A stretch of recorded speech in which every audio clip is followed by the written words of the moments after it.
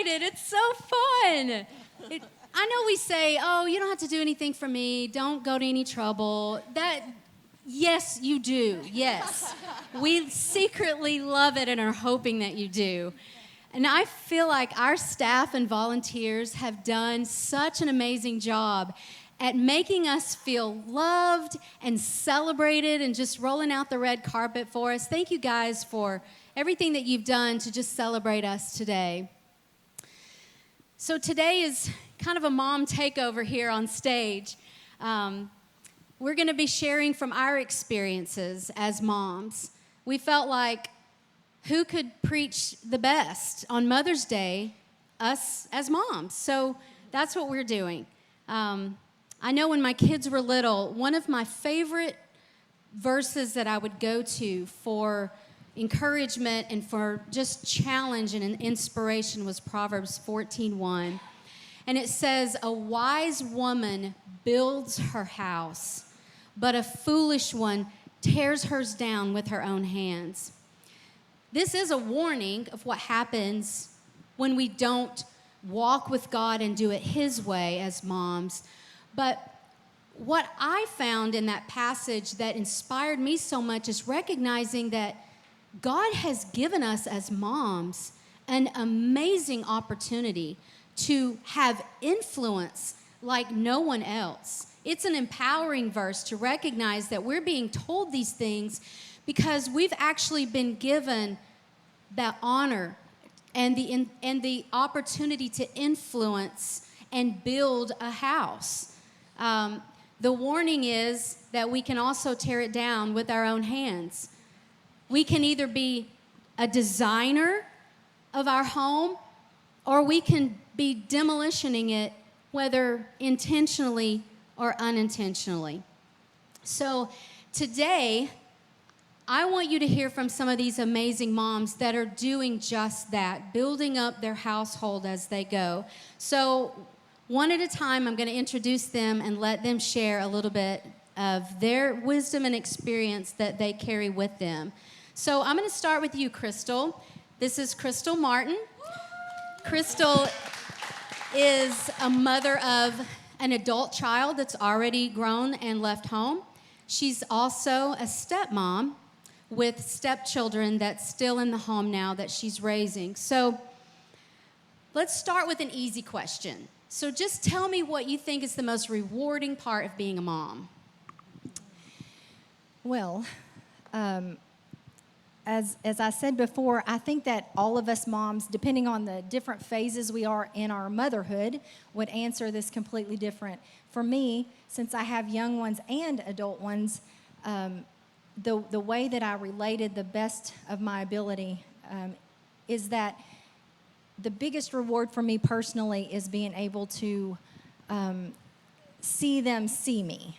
And what I mean by that is, you know, when you're a mom out there and your kids are, I relate to gymnastics practice or sports practice, and you're just in the crowd, but you see them looking for you. And yeah, we all have the one time that we missed the big thing, yes. And they never let you forget it. But it's rewarding when they see you and they light up, and you recognize how important you are.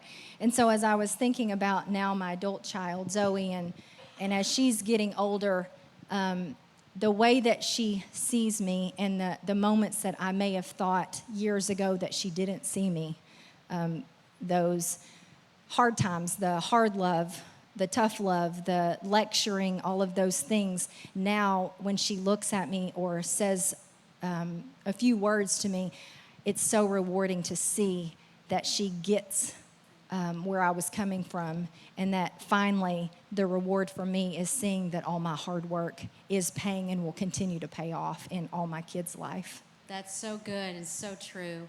So speak to us as a stepmom.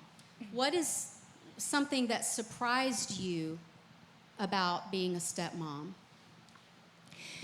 So the biggest surprise personally for me was the moment that I just, you know, one day you're not a stepmom and the next day you are a stepmom.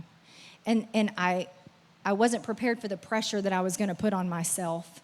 I thought that with all the experience that I had already raising an 18-year-old at that time, that I would be able to conquer all of those things so easily. And the next day that I actually became a stepmom, all those pressures were new that I put on myself.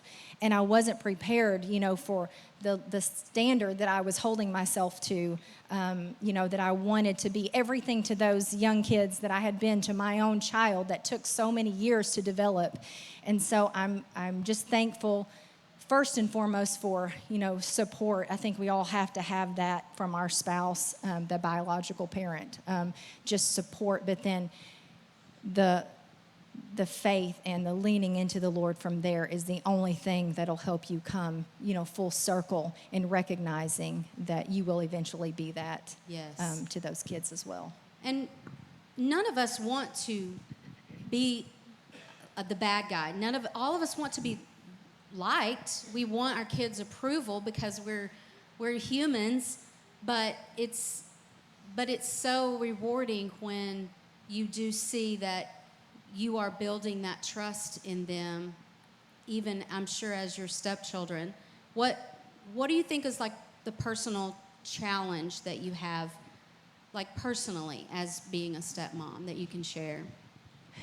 So for me, the biggest personal challenge is building the relationship and the time it takes to do that.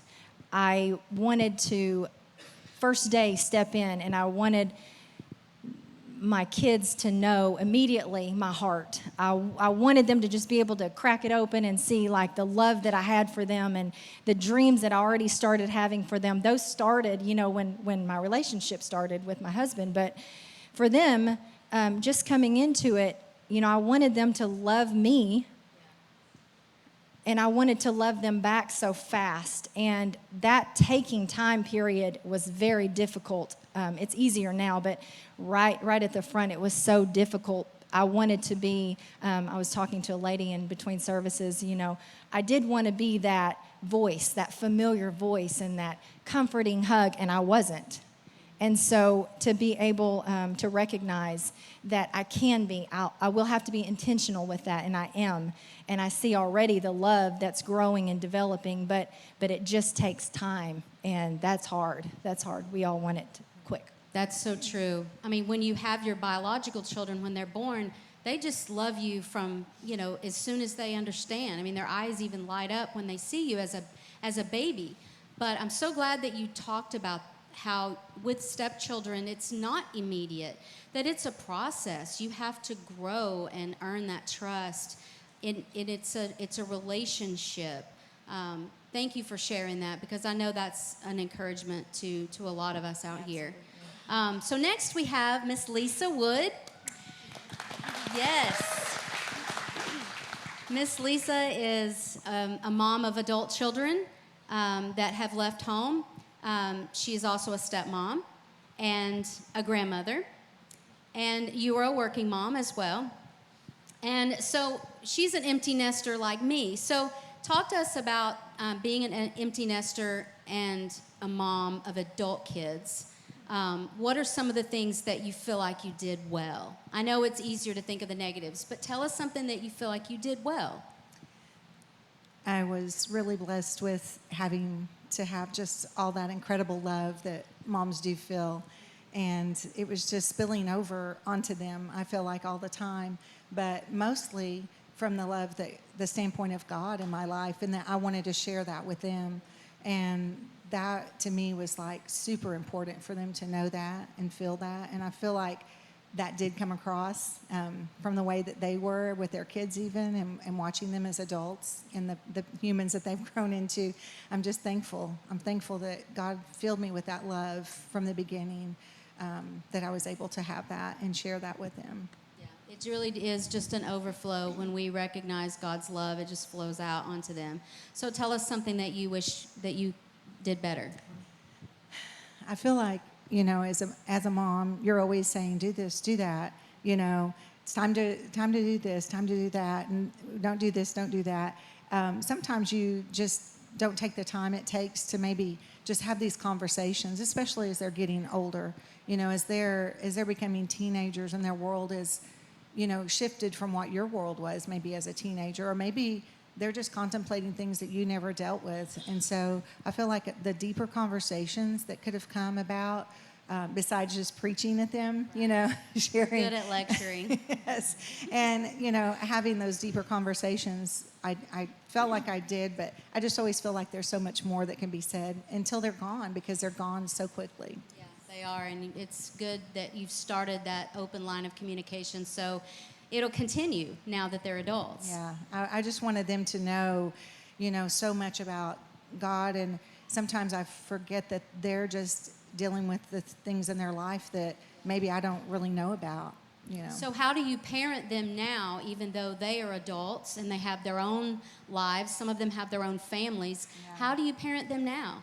You come along as an encouragement, and I think like their biggest cheerleader, they need that. When they have their own children and you see, I was so blessed with all three of our kids that they just love their children so much, and just admonish them for just the love. And I always feel like, wow, they're better parents than me. How did that happen? That's so good. But, you just want to be their cheerleader, and you can't tell them what to do, even though you might want to, but sometimes they'll come and ask you, and then you can just tell them all of your advice. I know, you just are always waiting for that little open window that they ask you, Mom, what do you think? And it's like, oh, I have so much to tell you. I've just been waiting. That's so good. Okay, so next we have Kristen Bussey. Kristen is a stay-at-home mom of young children, and you also homeschool your children. So as a stay-at-home mom, which I think most of us would agree is the hardest job on the planet, how do you refill your tank? Two main things that I try to do, that we do daily most of the time, is I try to work out. That gives me the mental break from the kids for just a little bit, and it just makes me so much more energized for the rest of the day, and it just helps me feel so much better. And two, and maybe probably more importantly, we put our kids to bed at a reasonable time so that we have like 2 hours every night just for me and my husband to spend time, just that quality time. And that's been really, really, really important for us. I love that. I love practical things, like put them to bed early at a consistent time so that, yeah, you're doing it for them because they need more sleep than we do, but you're also doing it for yourself. You're pouring out all day long, and so you need to carve out that time for yourself. If you're married, then you get that time together. So it benefits both. So talk to me about disciplining your kids. Do you think it's important to teach your kids no? Oh yes, absolutely. It's definitely important. I mean, that's the number one thing. I mean, they just learn so much through telling them no, and it sounds so simple, but honestly, like when they're young, you start off saying, you teach them no for protection so that they're safe, but it transitions quickly into teaching their heart to respect and honor you as their parent, and what you say, to respect what you say, because if they don't honor you or respect you, they're not going to respect anyone else, either as a child or later in life. I mean, it's so important. They learn that criticism and that denial that life is going to throw at them, and it's just so important. So Go ahead. So we sit them down and we talk to them. We tell them, what they, how they're in the wrong, and how they can do better. And then we discipline, and we usually try to tag team it. So like I will talk to them because the mother's usually more gentle. I'll go through everything with them, and then he comes along with the spanking. Sometimes it's vice versa, but usually, and we're consistent with it. We have to be consistent so that they know every time they make that choice or that decision, it gets them the same consequence. And they know to expect it. With one of ours, he gets a lot more than the rest of our kids, and he noticed, and he started asking, why is it always me? And so I just have to remind him, it's the choices you're making. You need to think about what you do before you do it, or think about your actions, and it will save you. So That's so good, because I think as moms, we get caught up in the fact that we have children. We forget that we're training adults. Eventually, their training is going to carry on with them as they leave the house, and they're going to have to think about their choices, and they're going to have to suffer consequences for bad choices. And so we have to start when they're young and give them very strict parameters. And, you know, I know you can attest to this too, but I watch some of the most secure, confident children also have very clear-cut parameters and boundaries that are constantly being affirmed all the time, consistently. That's how they build their understanding of right and wrong and good and bad and what's acceptable and what's not, what happens when, you know, they make a wrong choice. So thank you for sharing that. Next we have April Kopta. April is my sister-in-law. So April is also, she has twin girls that are now adults. They have grown and left home. April started out as a stay-at-home mom, and then tragically, with no warning, your husband died. You became a single mom, and you also were the one that was responsible at that moment to provide a future for your kids when they were young. So, I mean, a lot of us can't even fathom what that would feel like and how you would go from there. So, what was your lifeline? Like, what was your anchor through that? Well, I wish I had a real spiritual answer for you guys, but I'm just going to be real and honest and hope that you can appreciate that. Of course, I did have God in my life. He's been in my life since I was 8 years old. But at that time, when my husband did pass away and I was left not just as a single mom, a solo mom, the girls were 9, and I didn't want to grieve. I ran. I took that opportunity and ignored it, which was wrong. I got in a relationship really quick that was unhealthy. It was someone that would fix things, that wanted to be a hero, and I didn't know how to be alone. So I let him into our lives, and I regret that. I regret that, especially for my girls that might have needed me more during that time, and I was so busy, wrapped up in a relationship, and we weren't all grieving and healing together. And finally, at year 3, I was ready to do some healing. I got into therapy. I accepted my new life. I went to cosmetology school at 40 years old and started a career. My girls didn't have me picking them up from school every day anymore, like I always had done. I had a precious friend that took them home for me, and we all had to grow up together. And then at year 6, I was invited to a widow's retreat in Atlanta, Georgia, and I really didn't want to go. I thought, how in the world do I still have some grieving to do? And I scheduled a surgery to get away from it and to not go. And then the surgeon canceled the surgery, and I thought, okay, God, I'll get on this plane and I'll do what you want me to do. And it was there in the midst of another group of young widows that I realized that I had so much to release over to God. And I just felt him there heal me. He healed my past, my present, my future. I claimed Isaiah 61:3, that he takes beauty and turns them into ashes. And that was July of 18. And then August of 18, I saw how he beautifully turned those ashes into something incredible. And I met my husband, John. And he came into my life and my girls' lives, and I couldn't have done it on my own. I know it was all God and just his timing. And I also just want to say that Mother's Day for me was a very hard day to go to church, and Father's Day too. So if there's any single moms here or solo moms, just know that you're not alone, that God is with you. And if you need anyone to ever pray with you or talk with you, I would love to be that person and just to encourage you through your journey. That's so good. Thank you, April, for sharing that. Such a testimony of taking the ashes that you were given and making something beautiful. And the same God that she trusted through that is the same God that you trust through whatever you're going through. So I hope that that's an encouragement to you. So next we have Adrienne Woody.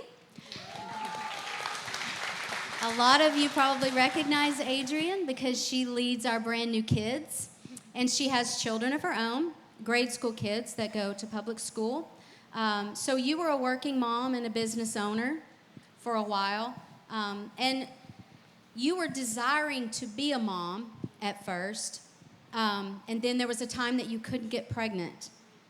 Tell us about the faith steps that you took in that journey when you desired to be pregnant. Well, we were young and really had no reason to expect any hardship getting pregnant. So it was a surprise to me. It was a non-natural thing to something that felt like it should be so natural. And so we went through a couple years of some treatments, lots of medical poking and prodding, and nothing seemed to be working. And God really just worked on my heart for those 2 years. I really think that He took that time for me to learn a lot about Him, to learn a lot about me, to understand that I was not in control of anything. And even medical science wasn't in control of anything, that really God was the one who gave, and it was in His timing that I was to wait. So finally, eventually, we did have a medical procedure that worked, and we got our oldest, and that was a huge blessing to us. After that, 3 years had gone by, and we knew we wanted more kids. We really didn't know how that was going to happen. We knew we couldn't go back down the road of all the treatments that we had previously. So we had an opportunity for using a frozen embryo that we had, and it was a fail. Did not work. And we were pretty distraught over that. But it wasn't long after that we decided we were going to proceed with adoption. At the time, international adoption was really the way to go. Very expensive, and we really had no way to even know how that was going to be covered. But we had received some encouragement through a pastor who had just preached a message on, taking that step of faith, and God would meet you there.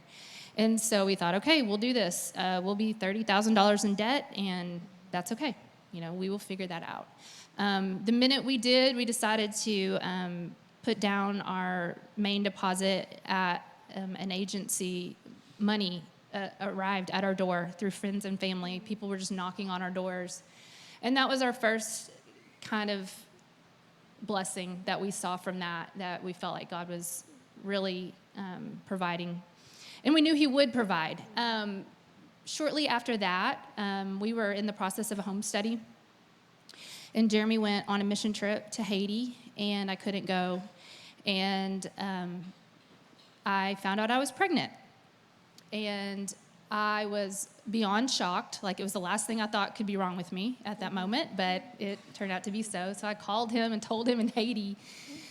And we were both pretty shocked and amazed. So that felt like a big blessing. It turns out, within a couple months, that the country we were trying to adopt from was completely closed down.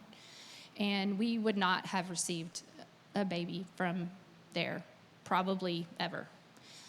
So that felt like a huge blessing from God. He met us where we were, and He even changed the story on us a little bit. But it was an awesome thing to see Him do. And then it was time for, moving on. We still wanted another one. We felt like there was another one for us. I don't know how we felt that way. I think that was just God giving us that vision and hope. And when you're busy with a baby and a toddler, you kind of don't realize that, you're in that waiting, but we were. And He provided Ava. I got pregnant with Ava. And so, it was a lot of years of pain and waiting and just feeling inadequate and not able to do something that you should be able to do. So I just had to find that faith and hope in God that He would fulfill that blessing. Wanting a baby is not a selfish thing. It's so right. it's a That's so blessing. true. It's in the Bible. He says, children are a blessing, and it is okay to be in that period of wishing and wanting and hoping. He will take care of you, and He will come through some way or another. Whether it takes a few years and you feel like you have to have your soul worked on a little bit, that's your journey, and it's not a bad thing. It has been a huge blessing for us. I know that I wouldn't have the heart for children that I have if I hadn't had to struggle with that. I would not have had the love for adoption, for just that role. I don't even think I would have had my eyes open to that.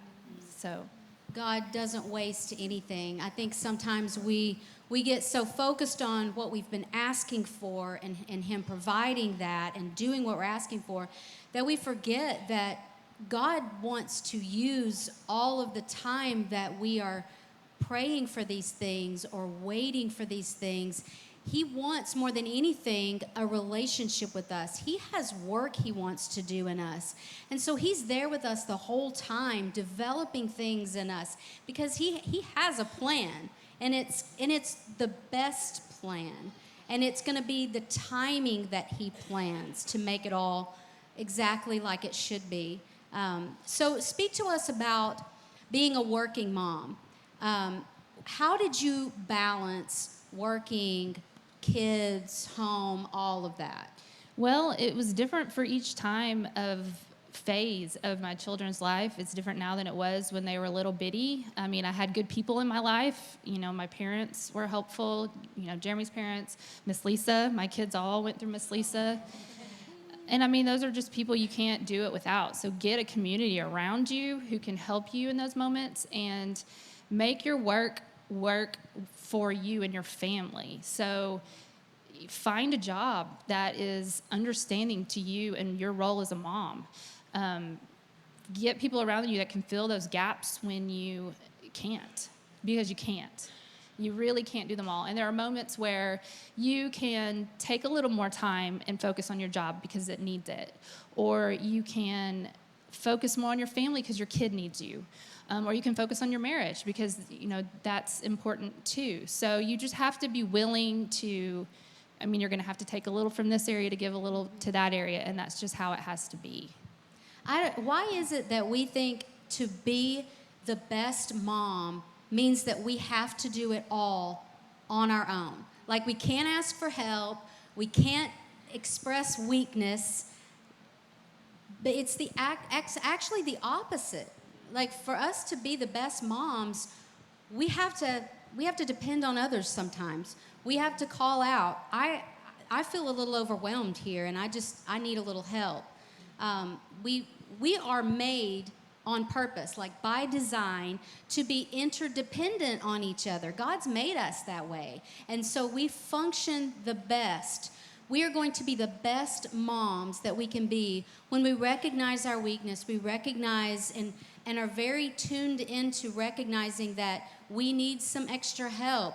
We may need to hire a house cleaner for a week, or we need to express to our husband or our kids or our friends that we could use a little help here. I really need you. So let's go back to Proverbs 14:1. So a wise woman builds her house up, but the foolish one tears hers down with her own hands. So just real quick, give me some things that you think are things that are wise that women do. They pray for their kids daily, weekly, and with them so they can learn how to pray too. Yeah, so good. Being emotionally stable for your kids so that they can always come to you with anything at any time and know how you're going to react. Yeah, they need that security. That's so good. I think speaking and thinking positive, it's not real hard. And speaking highly of your spouse and of your children, especially around others. I know that there are people that when you ask them how they're doing or how their family is, you hear grumbling, and we all have those days. But just trying to keep that positive outlook and building your family up, that's what I think of, just always uplifting them. Our kids feed off of our attitude. Like they catch whatever attitude we have. That's so good. So what do you think are some foolish things that we do that I know we would never intentionally do anything that would tear down our home, but sometimes it happens even unintentionally. So what are some foolish things you think we do as moms? For me, it was disciplining. I can't even say that word. When I would discipline out of anger. I was mad at the world, but I might take it out on my girls because they were the ones right there in front of me. And I know how wrong that was, and it crushed their spirit. I think maybe moms can be guilty of wanting to control all the situations around our children, and even what they wear and how they talk and what they like. And I think that can be a hindrance too. That's so good. I think even having too high expectations, remembering that they're humans and they will make mistakes. As we project a lot of our perfectionism, sometimes I was always like that, really wanted to be perfect, but children are not. And so we need to remind them that they're loved unconditionally and they'll make mistakes and that they have a Father that can heal all things. And I think it's so vital when we do feel like we've made a mistake or we are having a bad day and we're irritable or we're angry, that it's okay for us to just like stoop down to their level and look them in the eye and say, mommy needs your forgiveness. I didn't respond the right way there. Please forgive me. And I think that is so powerful for them to learn that, to see how that works when you do something that is not right. They get to see it modeled in you. And then the beautiful thing is that when they grow up, they have an even greater understanding of what you've been trying to teach them. And then you get to go back to them and make things right. I have enjoyed actually having adult kids and being able to go back to them and just admit, I remember the situation where this happened and I responded the wrong way. I should have never disciplined you for that. And so it's just, it really is a beautiful journey. And none of us are up here because we are the perfect examples of moms or because we've raised perfect children. But we are just like you in that we are by design, the exact mom that your kids need. We come with all of our weaknesses and our backgrounds and our baggage sometimes. We bring our strengths and our gifts and our wisdom and experience, but God uses all of that to shape our kids into who they need to be. So I know I find a lot of comfort in that. God uses it all of our mistakes, our weaknesses, our regrets, and everything that we do great. I know you're probably wondering where Shannon is. I left him in Barbados. No, I didn't. He's doing the same thing I'm doing at the Bergman campus. But moms, he has provided a great resource for you. He's provided 8 things that we can do to build up our home, and then 6 specific things with the scriptures that go with it, of things that we may be doing that are foolishness that are actually tearing down our homes. And that is available for you on our notes section of our Brand New Church app or on our website. So go there and get that. Thank you, ladies, so much. Let's give them a round of applause. This was not the easiest thing in the world for them to do, but I know that we've all been so encouraged by your willingness to share. So let me wrap this up and pray together. God, I just come before you thanking you again for your sovereignty. Thank you that you have given us the mom that we have. Thank you that you have given us the honor of being a mom. Thank you that you're with us in that whole process. God, I want to pray for those that desire so bad to be a mom. And I just pray that you would just speak very clearly to them in an intimate way, that you're still with them during this, for them to keep believing and have faith. God, I pray for those that are missing their mom today, and I just pray that you would just comfort their hearts and give them peace during this time. We just love you and we celebrate you. In Jesus' name I pray. Amen.